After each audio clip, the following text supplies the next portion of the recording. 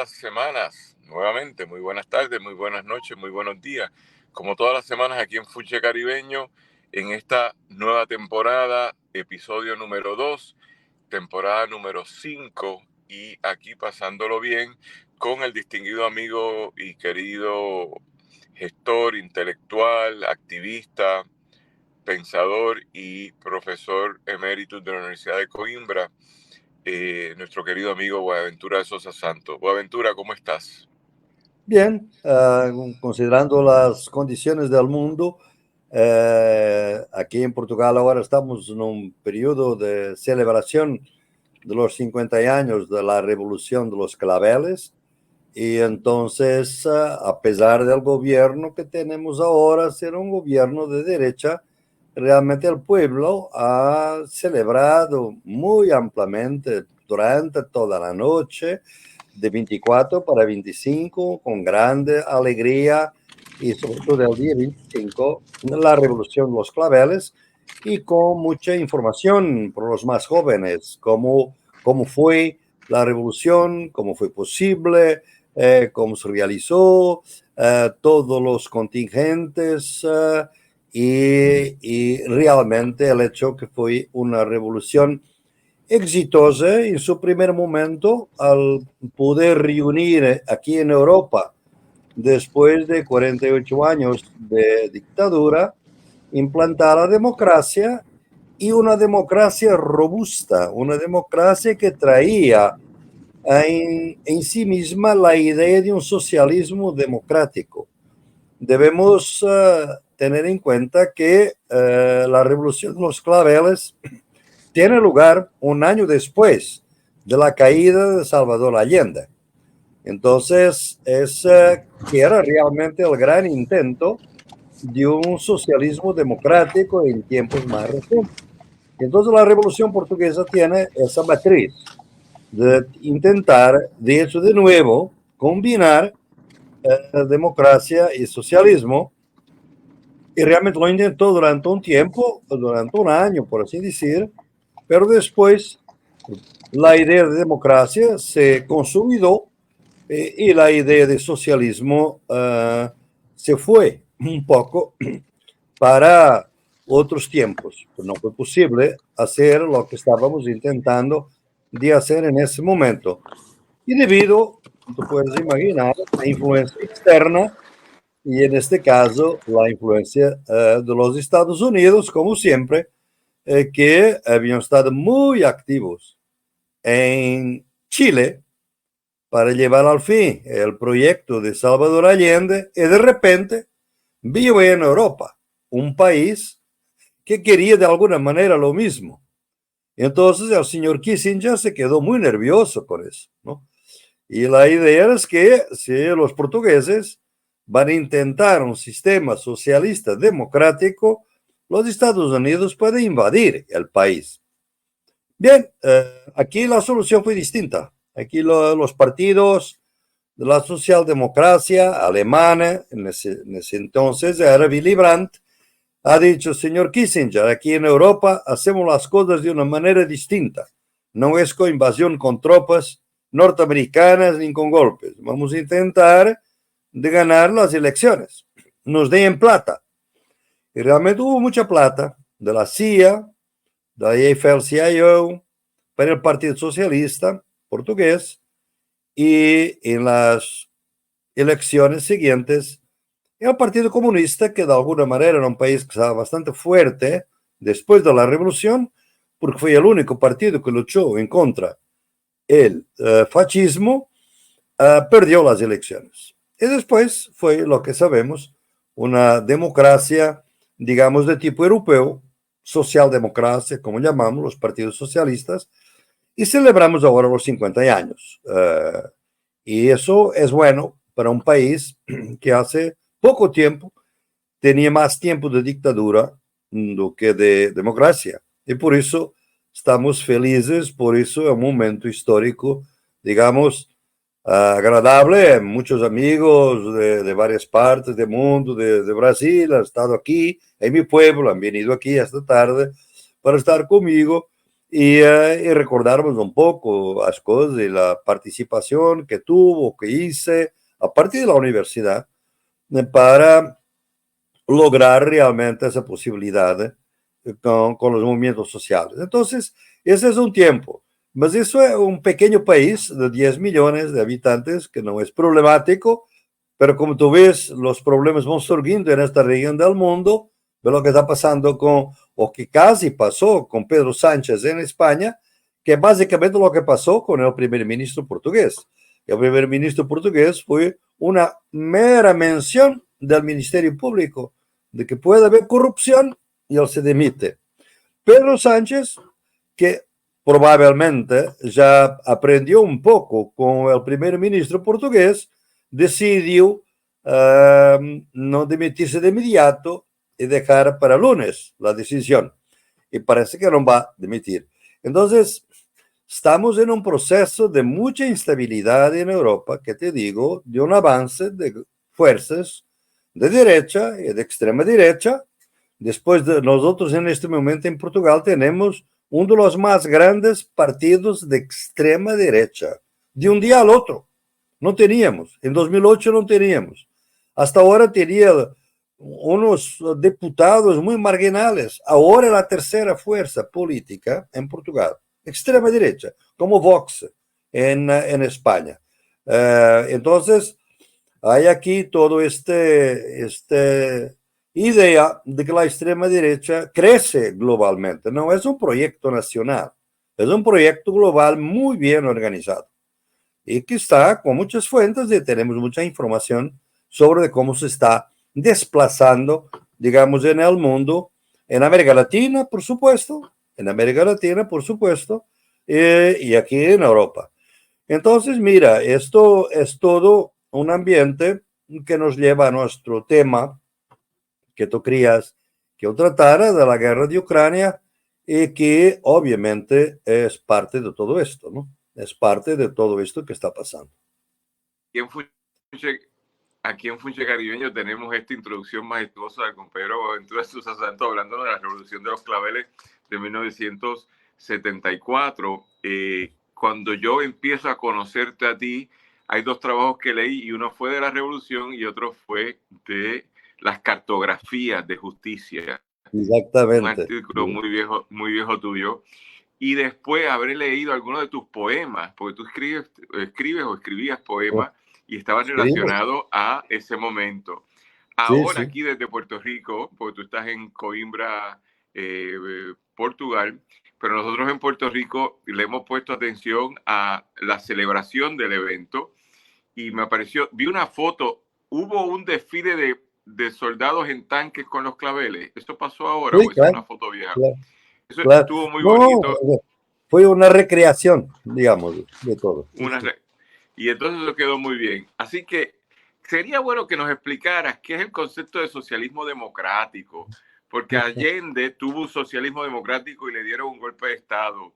Y ustedes hicieron una revolución para hablar del socialismo democrático luego de un golpe de Estado. Así que explícanos eso, porque a lo mejor aquí, o la gente que nos va a ver en este programa, no entiende ese concepto. No, es muy interesante porque este es un golpe, empieza por ser un golpe militar, de los militares que se habían radicalizado en la guerra, porque estaban en una guerra colonial, que era una guerra de liberación nacional para las colonias, desde 1961, en Angola, y después Mozambique, y después Guinea-Bissau, donde estaba el gran Amílcar Cabral, y los militares habían llegado a la conclusión que no podían ganar la guerra, que era imposible, porque los movimientos eran muy fuertes, ¿no? Y por eso han avisado al gobierno que esta guerra tiene que haber una solución política. El gobierno fascista decidió que no. Es un poco como Ucrania, como está Zelensky. Va a la guerra, mueren.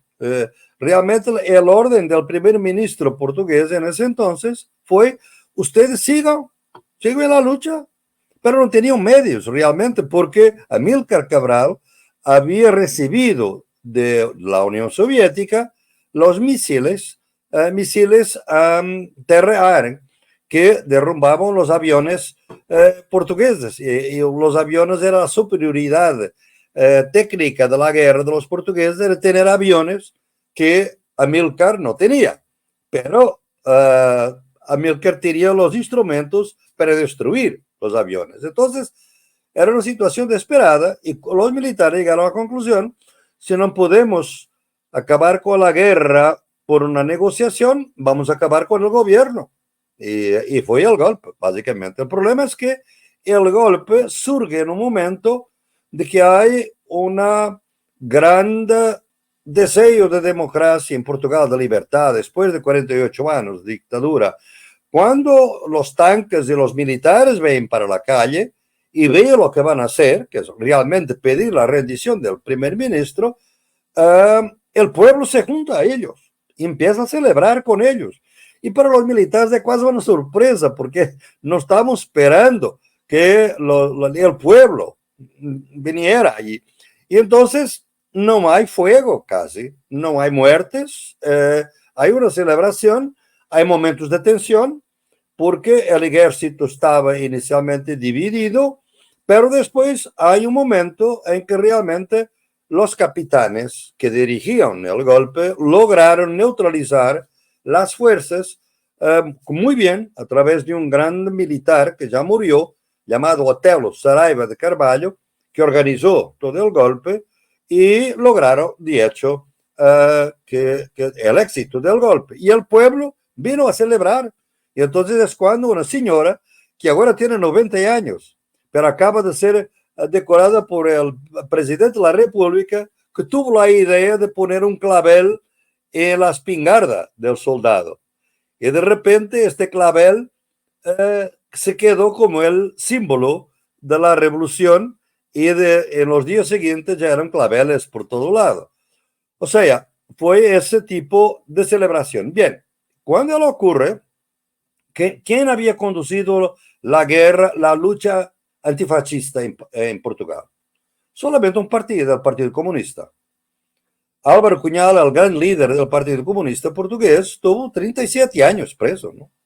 Y muchos fueron torturados. Ahora hablaron en la televisión cómo era la tortura, mujeres, hombres, casi todos del Partido Comunista. El Partido Socialista es una creación muy tardía, de los años 60 en Alemania. Entonces, realmente el Partido Comunista tenía una credibilidad enorme, pero este Partido Comunista era realmente un Partido Comunista, digamos, stalinista. ¿Por qué? Porque fue el único partido que nunca ha criticado la Unión Soviética por las revueltas de Hungría de 56 o la Checoslovaquia de 68.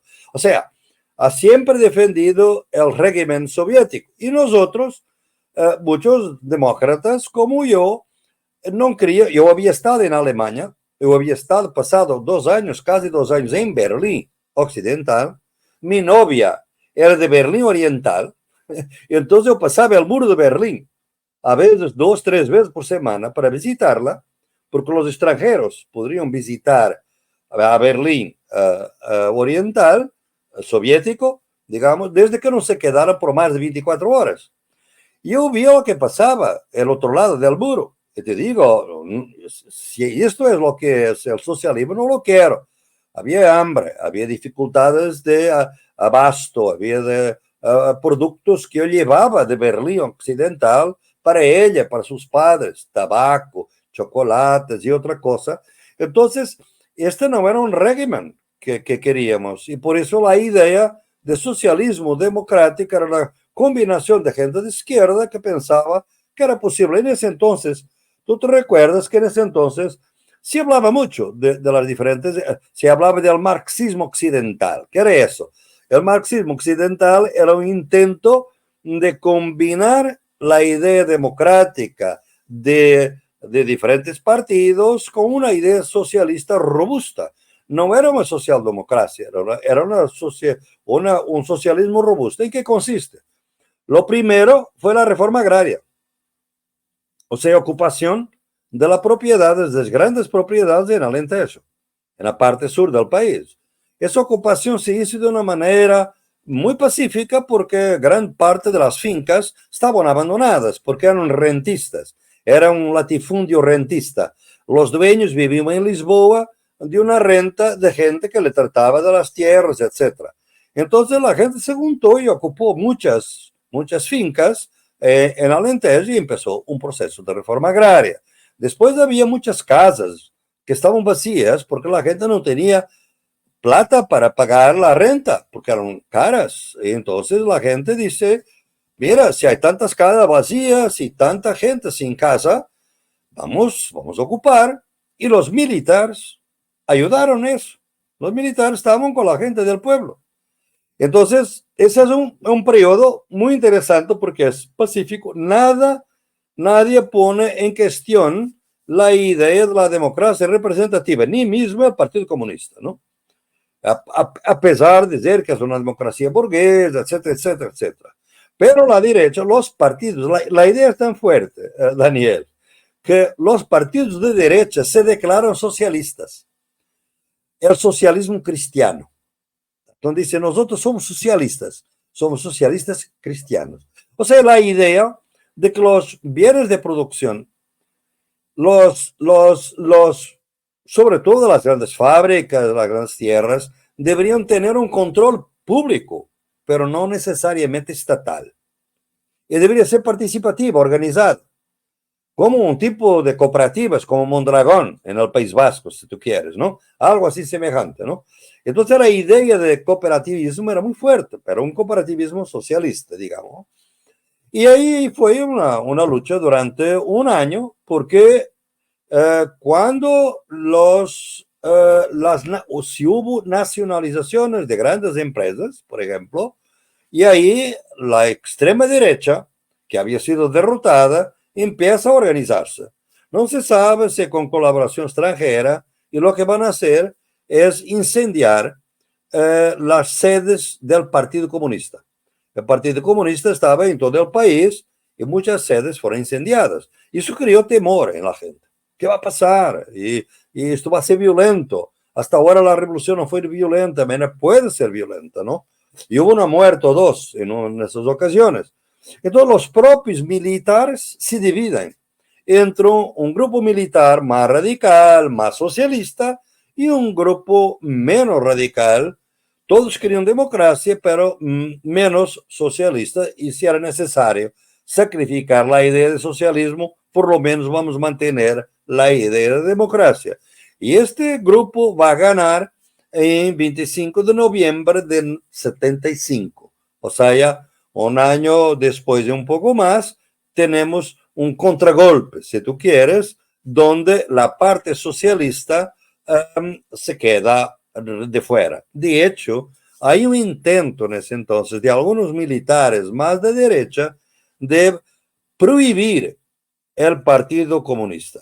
Y ahí los militares han dicho, no vamos a prohibir. Los comunistas fue quien defendió la lucha contra el fascismo, fue conducida por los comunistas. Pagaron con la prisión, con la muerte, con la tortura. Merece estar en esta democracia. Y ahí quedaron hasta hoy. Es un partido de oposición, no tan fuerte cuando era entonces. Tiene entre 6, 7 o 8%, varía un poco. Después hubo otros partidos de izquierda y ahora estamos en esta situación, que es que la idea en ese entonces de socialismo democrático era una idea muy fuerte, pero nadie sabía muy bien, por ejemplo, la diferencia entre un control público y un control del Estado, por ejemplo. ¿Cómo puede ser no estatizar, sino crear cooperativas, por ejemplo, de servicios públicos que pueden controlar una finca, que pueden controlar una fábrica, comités de trabajadores, que se hicieron muchos, ¿no? Entonces era un poco la idea entre lo estatal y lo público, y siempre con la idea de mantenerse la democracia. Pero ahí ya había mucha influencia externa, ¿sabes? Porque Portugal es pequeño, porque Portugal es Europa Occidental, y entonces había el Tratado de Yalta. Como tú sabes, el Tratado de Yalta, después de la guerra, ha dicho que la Europa se queda dividida en dos. La Europa soviética y la Europa proamericana. Y Portugal está del lado de la Europa proamericana. Entonces, Kissinger ha dicho, o ustedes abandonan un poco eso, o entonces los Estados Unidos avanzan. ¿Cómo avanzaron? Con financiación brutal por la CIA, IFL-CIO y otros, financiaron mucho al Partido Socialista, que ganó las elecciones. Y por eso el Partido Comunista respetó la democracia, se quedó en la oposición, y el Partido Socialista no quería el socialismo, porque eso es claro que en los años 74 ya en Europa la socialdemocracia alemana, la socialdemocracia francesa, ya la social, el PSOE en España, ya había abandonado la idea de una sociedad socialista. Era un capitalismo con derechos sociales, que se llamó después la socialdemocracia. Y está bien, o sea, crecimiento de clases medias, con educación pública, con salud pública, con pensiones públicas, etcétera. Era una democracia, digamos, robusta en ese sentido, con derechos sociales y políticos fuertes. Y eso se logró hasta que ahora, desde los 80, tú ves el neoliberalismo a intentar liquidar todas esas conquistas en todo el mundo. Entonces, la crisis del Estado de bienestar, la crisis del servicio público, de salud, de la educación pública, las empresas del sector privado, salud como negocio, aumentar empresas americanas de salud, obviamente entrar en Portugal, para de alguna manera dicen que son complementares del Servicio Nacional de Salud, pero quieren, de hecho, acabar por dominar. Entonces hay una lucha aquí de capitales, siempre el capitalismo está siempre en esto, ¿no? Entonces está buscando realmente recuperar, privatizar la salud, privatizar la educación, el sistema de pensiones, pero no logra totalmente porque hay clases medias muy todavía fuertes que no quieren esto, lo que hicieron, por ejemplo, Pinochet en Chile, ¿no? Que fue privatizar todo de una manera brutal, ¿no? Entonces, en esto estamos. Ahora tenemos un gobierno de derecha que obviamente ya está a tomar medidas en el sentido de privatizar algunos servicios. Y eso para nosotros, los demócratas, socialistas, etcétera, de diferentes colores, hay varios partidos de izquierda en Portugal, pero realmente te digo que la situación no es buena en Europa en general, sobre todo porque en este momento, a partir de ahora, esta idea que entramos, que es como los años 30, Daniel, a mí como sociólogo y que estudio bastante la historia de Europa, es casi las vísperas de la guerra mundial, de la Segunda Guerra Mundial. Nada quiere la guerra, pero todos preparan la guerra. Entonces ahora la palabra fuerte es tenemos que invertir más en armas. El presupuesto bélico tiene que ser más grande. Las empresas bélicas, por ejemplo, de Italia y de España, están ganando mucha plata con Israel. Son ellos que están forneciendo armas para Israel destruir a Gaza, ¿no? Que es una cosa, una contradicción total, digamos, es un escándalo como estas no son solamente empresas norteamericanas, ¿no? Empresas son las principales, claro, pero después la quinta ya es Leonardo de Italia, pues son las españolas, italianas, etcétera.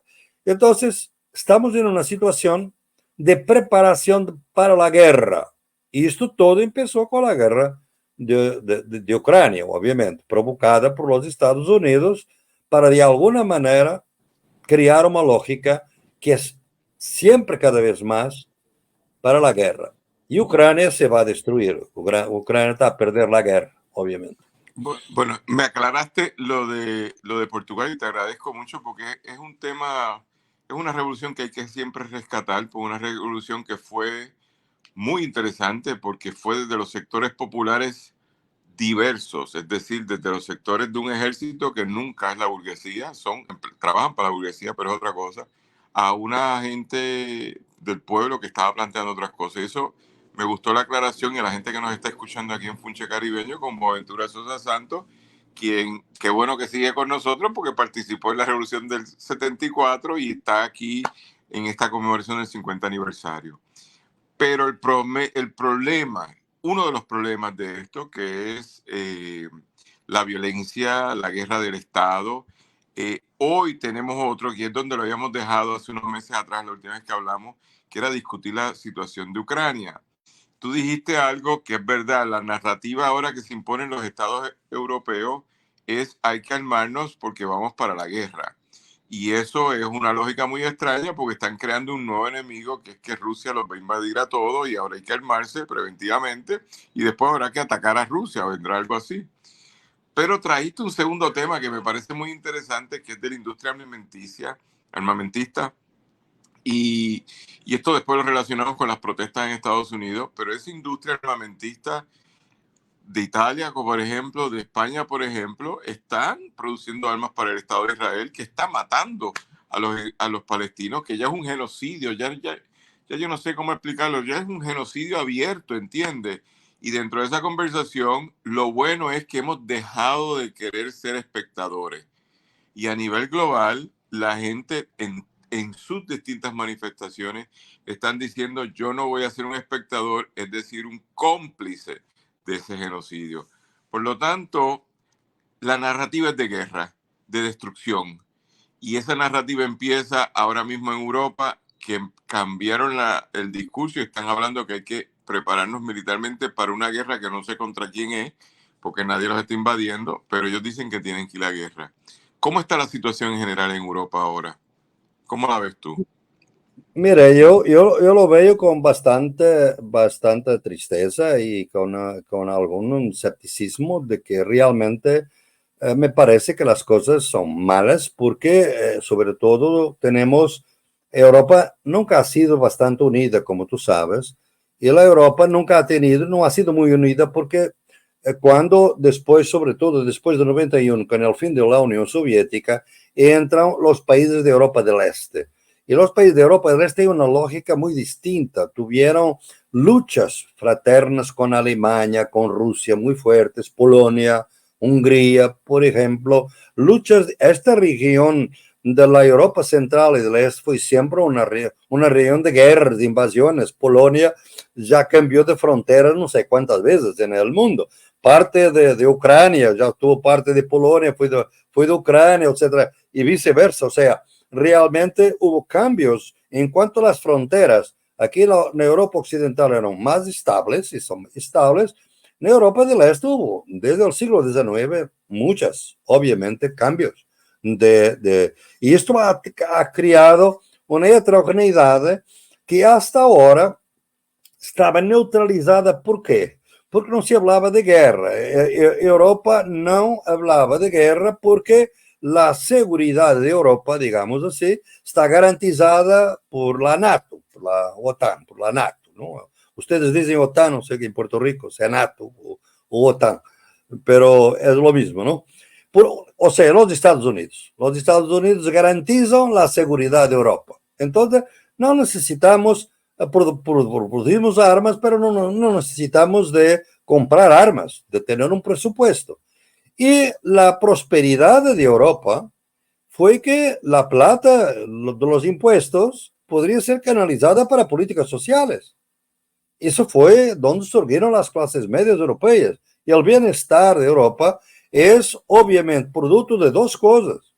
Por un lado, porque la protección de los Estados Unidos con la NATO no obligaba a inversión armamentista. Y el otro fue la explotación de las excolonias. O sea, el bienestar de Europa fue que las empresas europeas siguieron en África y en América Latina a explotar sin precedentes el comercio desigual del colonialismo.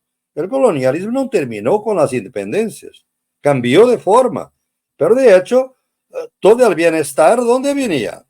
Basta tú ver, por ejemplo, que Níger fornece casi todo el uranio, 2/3 del uranio, para Francia, para electricidad de Francia. En cada 3 lámparas en Francia, 1 o 2 viene de electricidad que viene de Níger.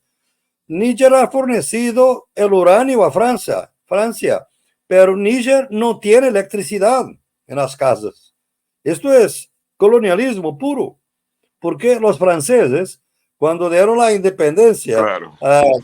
negociaron la independencia fue con los privilegios de todas las empresas estatales francesas para explotar todas las riquezas del Sahel, seja Burkina Faso, Níger, Chad, todos esos países que ahora están en revuelta en contra de los franceses. Entonces, el bienestar de Europa es en parte robado.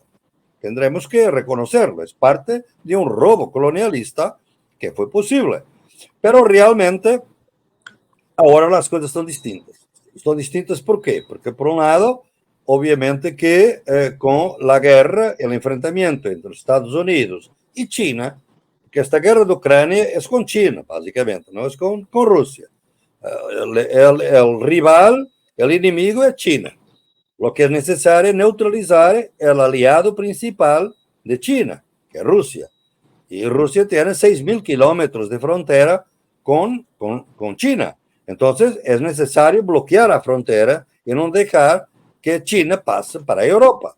Y para eso es necesario neutralizar a Rusia. Entonces es una estrategia que va al mismo tiempo ver que realmente los Estados Unidos, como no han ganado ninguna guerra después de la Segunda Guerra Mundial, de hecho, la Segunda Guerra Mundial fue ganada, sobre todo fue ganado sobre todo por los rusos, o los rusos que han dado, los soviéticos que han dado más muertos a la guerra y la liberación, y fueron ellos los primeros a llegar a Berlín, no los americanos, ¿no? Tuvieron un papel muy fuerte. Los Estados Unidos no ganan ninguna guerra, gastan miles de platas en presupuesto, más que todos los países juntos, pero no ganan guerras. El Vietnam fue un fracaso, Irak fue fracaso, Afganistán es fracaso.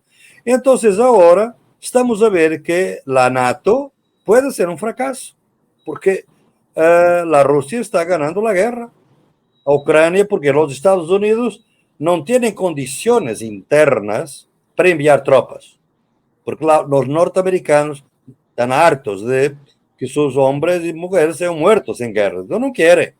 Entonces quieren pasar tecnología, inteligencia artificial, drones, bombas, etc. Y se fornece lo que están dando a Israel, han dado también a Ucrania. Y ahora pasó la nueva financiación de la guerra de Ucrania en el Congreso norteamericano.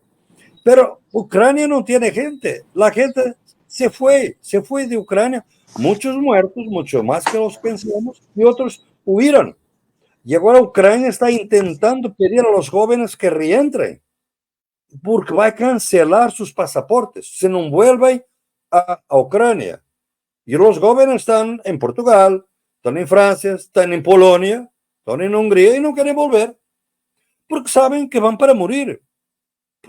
Realmente la superioridad de los rusos es tan grande que realmente mismo estas armas que los Estados Unidos necesitan entrenamiento, necesitan hombres técnicos. Hay muchos técnicos ya de la CIA, de mercenarios que están en Ucrania, de varios países franceses, por ejemplo, etcétera. Sabemos que hay mucha gente ya, los especialistas mercenarios que están ahí combatiendo, ¿no? Pero no llega.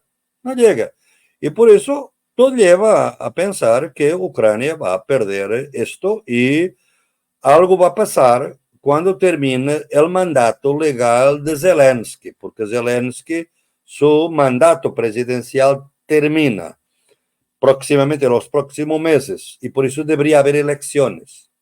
Zelensky ha dicho inicialmente que iba a hacer elecciones, pero ahora dice que no va a hacer elecciones. Después de ese periodo, Zelensky es un blanco frágil, porque ya no es un presidente legítimo. Y realmente yo pienso que los americanos ya no están interesados mucho, porque la guerra es muy popular en los Estados Unidos, de dar plata para Ucrania sabiendo que es simplemente para las empresas armamentistas, porque se muere gente y los rusos tienen los mismos 20% de territorio de Ucrania que tenía, lo tiene ahora. Y lo seguro. Y siempre que mandan armas para Ucrania, los rusos las destruyen. Había los tanques miraculosos que mandaron, los Abrams, Leopard, etc. Toda la nueva tecnología, toda destruida muy rápidamente por los misiles rusos. O sea, hay una superioridad muy grande. Era un país bastante más fuerte, obviamente, que Ucrania.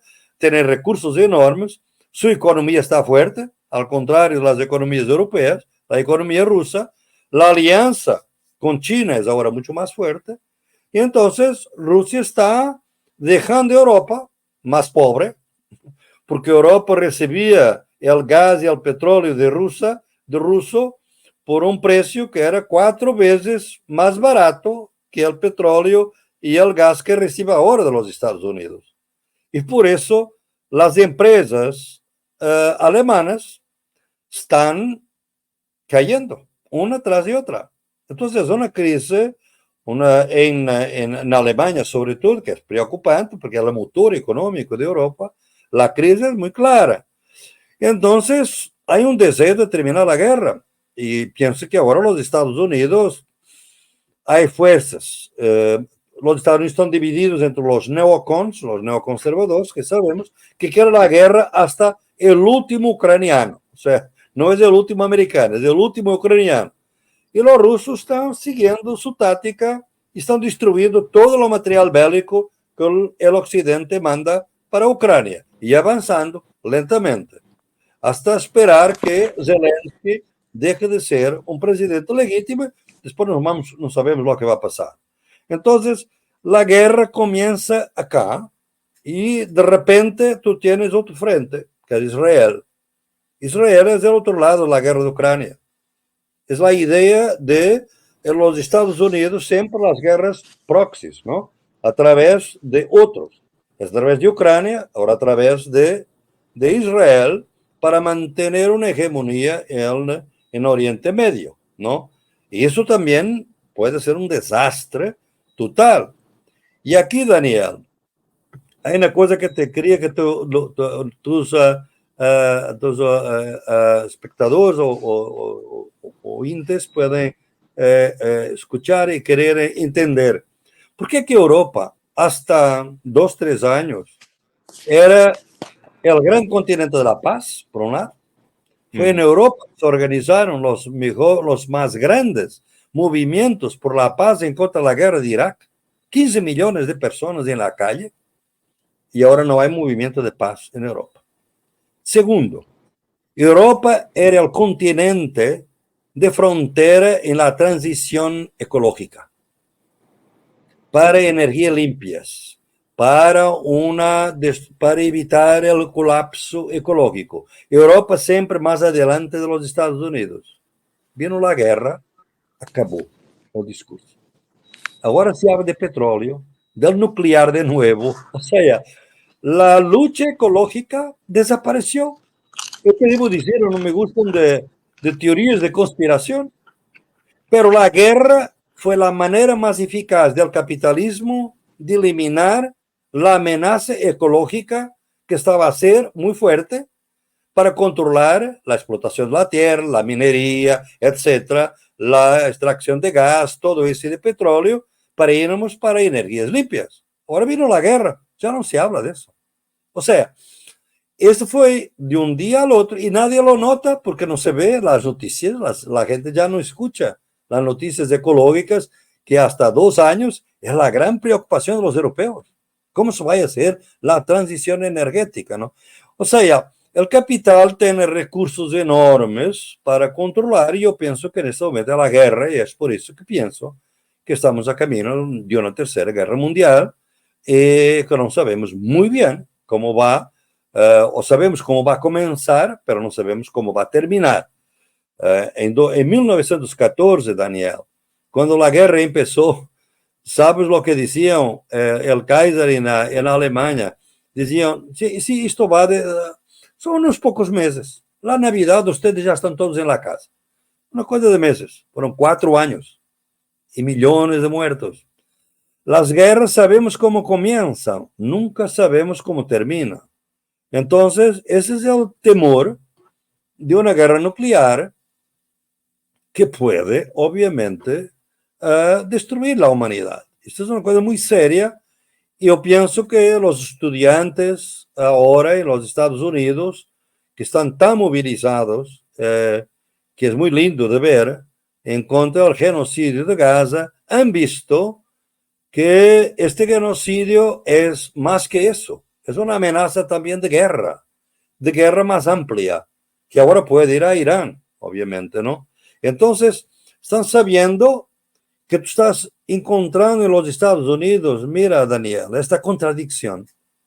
En los Estados Unidos hoy, yo acompaño mucho la lucha de los estudiantes, es más peligroso luchar en contra un genocidio do que praticar un genocidio.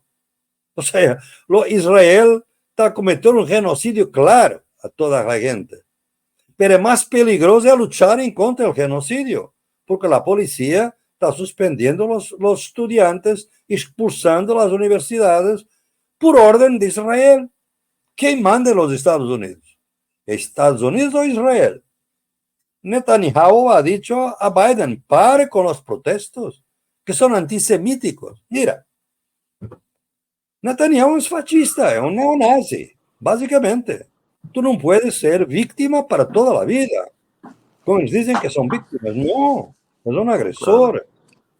Entonces, la situación es preocupante, el pueblo de Gaza, como estamos asistiendo. Todos los días, ahora mismo estaba mirando Al Jazeera antes de venir acá. Hoy fueron 50 personas muertas, ayer fueron 250, y no solamente ahí, pero en el West Bank, la parte occidental del Jordán, donde está la parte ocupada de Ramallah, está también matando gente, expulsando gente. Es limpieza étnica que está ocurriendo bajo nuestros ojos, con el beneplácito, el acuerdo de los Estados Unidos. Y yo te digo, Daniel, la razón más profunda, porque los Estados Unidos están de acuerdo, acaban por estar de acuerdo con Israel, es porque los Estados Unidos es un país que está fundado en la violencia de una limpieza étnica, que fueron los indígenas. Fue eso mismo, ¿no? La frontera, cómo se construyeron los Estados Unidos, matando, destruyendo, Sí, y reduciendo la población indígena a las reservas, ¿no? A nada. me Israel parece que relacionas todo muy interesantemente, Boa. Dame un minuto. Y dentro de esta conversación, por un lado, lo que es la guerra en Ucrania, que ha creado nuevas narrativas, que a mí lo que me parece que es interesante y terrible, porque a fin de cuentas, armar a Ucrania es un negocio para todos los países que las arman, ¿verdad? Y dentro de esta conversación, esa lógica está por ahí, se junta con lo de Israel, y entonces vienen las contradicciones, porque queremos paz en un sitio, pero queremos guerra en el otro. Y en Israel es muy curioso que hemos sobrevolado todo lo que pasó con Irán y todo, porque lo que estamos pendiendo en todo momento es que Israel no puede sufrir. Yo puedo entender y soy solidario con los 1.339 israelitas que murieron el 6 de octubre. Soy solidario, no tengo problema con decirlo. Pero de ahí a que me hayan matado casi 35.000 palestinos hoy, no puedo ser solidario. Y como bien tú dices, no puedo apuntar toda la vida a ser víctima, que me tienen que excusar. Eso se junta en Estados Unidos, pero es una lectura, yo tengo una lectura un poco distinta a la que tú estás diciendo, no sé cómo tú lo ves, porque lo que está en juego en Estados Unidos es que el gobierno americano de Biden, que es demócrata, ha preferido suicidarse políticamente con los sectores liberales, las universidades que iniciaron las protestas. Yo estaba haciendo un estudio con mis estudiantes de las 15 universidades Ivy League, las primeras 15, 10 están en fuego hoy, 10. No está en fuego Chicago, no está en fuego el Tecnológico de California, no está en fuego Johns Hopkins, y me quedan dos más, pero todas las demás, Columbia, NYU, Michigan, todas las de California, Yale, Harvard, MIT, Stanford, todas están en crisis hoy, y eso te dice que los sectores liberales, que son los que van a esas universidades de clases medias, medias altas, liberales, esto y lo otro, han roto con la posición del gobierno americano. Y lo interesante es que esa gente no van a votar por Biden en octubre, en noviembre, tampoco van a votar por Trump. Pero yo quiero saber por quién van a votar, a menos que se hagan desafecto. Pero Biden, en medio de una crisis con los estudiantes de los primeros centros docentes de Estados Unidos, le da 26.000 millones de dólares a Israel. Y entonces Israel ha creado esta contrapolítica en Estados Unidos de que tú no puedes expresarte. Entonces es un momento bien loco, y donde la policía americana de todos estos estados ha mostrado una incapacidad de entender el momento y reprimiendo a la clase social que crea las alternativas, que son los liberales estos. Los están reprimiendo. Por lo tanto, el próximo capítulo va a ser muy interesante porque hay una ruptura de lo que es la clase hegemónica y de los entendidos de esa clase hegemónica en Estados Unidos. Así que Israel ha provocado una crisis en Gaza horrible, pero está provocando una crisis global de las estructuras de clases de la hegemonía del bloque dominante que se está colapsando. En Estados Unidos no es ligero esto de decir que son los estudiantes protestando. Son estudiantes de Harvard, de MIT, de Stanford, de Yale, de Princeton. Entonces, esto es muy, muy fuerte. No sé cómo tú lo ves. Yo pienso que es una trampa de Netanyahu. Yo pienso que Netanyahu quiere trampa, no quiere Biden.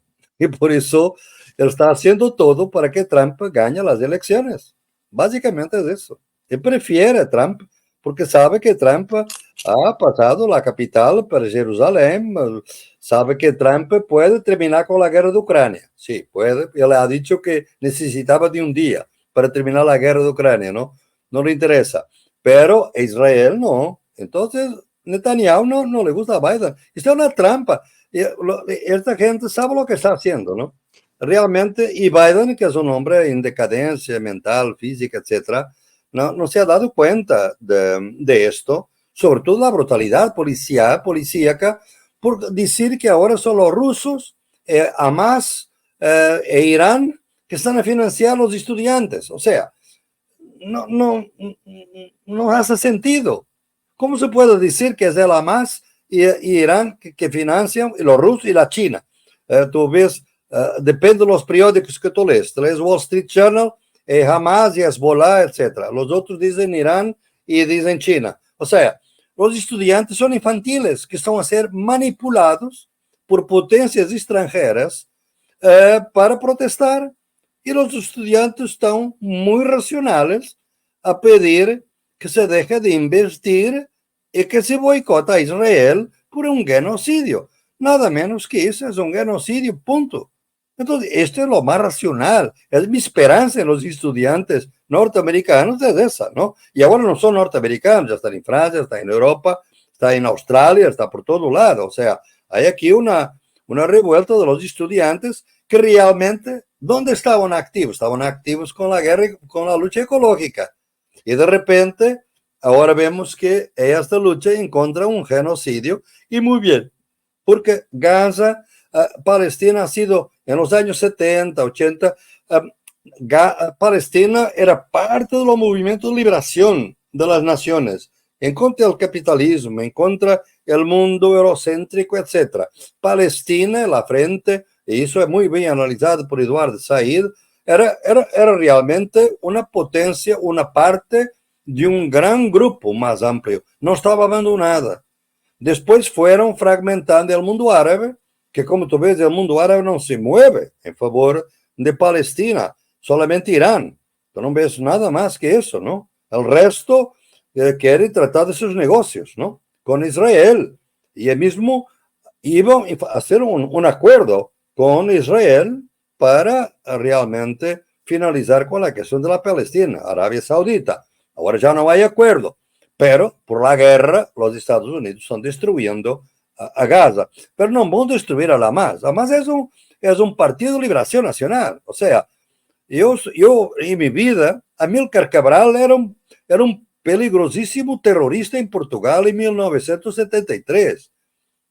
En 25 de abril era un gran héroe de la liberación. Hasta entonces era terrorista.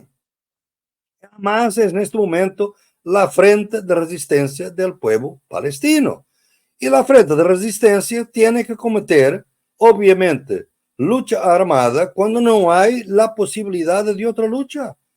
Los movimientos de liberación anticolonial portugueses, todos intentaron hacer una transición pacífica. Hamas ganó las elecciones de 2006. No fue por guerra, fue por elecciones. Libres. ¿Por qué no dejaron a Hamas a gobernar Gaza? Y boicotearon y transformaron Gaza en una prisión a cielo abierto. Entonces ahora Hamas resiste con la guerra que vamos a hacer, y esto que debemos tener. Y eso es, y solo hablo con mis amigos, tú ves los amigos judíos, tengo muchísimos, obviamente, y que estamos en la misma ola. O sea, claro que puede haber nuances, los pacifistas que dicen, no, pero realmente matar a civiles, una guerra, la guerra armada, la lucha armada, debe ser en contra blancos militares y nunca civiles. Y por eso, además en ese caso, obviamente que entró en contra blancos civiles y eso es condenable, obviamente. Yo lo he dicho, pero no he dicho que son terroristas y que no son un partido de liberación nacional, porque lo son. Bien, es interesante que en Nueva York la policía introdujo el concepto en la policía y el presidente del Senado, de la Cámara de Representantes americano, Johnson, que los estudiantes son terroristas. Y hay un estado en el sur, no sé cuál es, si Minnesota o Missouri, donde los estudiantes están en protesta y el gobernador ha declarado que son terroristas y los va a procesar como terroristas. En otras palabras, a un estudiante de 18, 19 años que lo único que está pidiendo es no sigas matando a los palestinos. Eso es todo lo que están pidiendo. No los mates, vamos a hablar, vamos a buscar otra solución. Los están declarando de terrorismo. Boaventura, tenemos mucho de qué hablar y se nos acaba el tiempo. Ha sido muy bueno esto. Vamos a estar en Puerto Rico y para el resto del mundo hablando de ti, de este programa. Yo voy a hablar con producción para ver si te traemos en una semana o en dos nuevamente, porque Estados Unidos no se va a detener ahora, pero hay que ver las consecuencias sociales y políticas de la protesta de los estudiantes.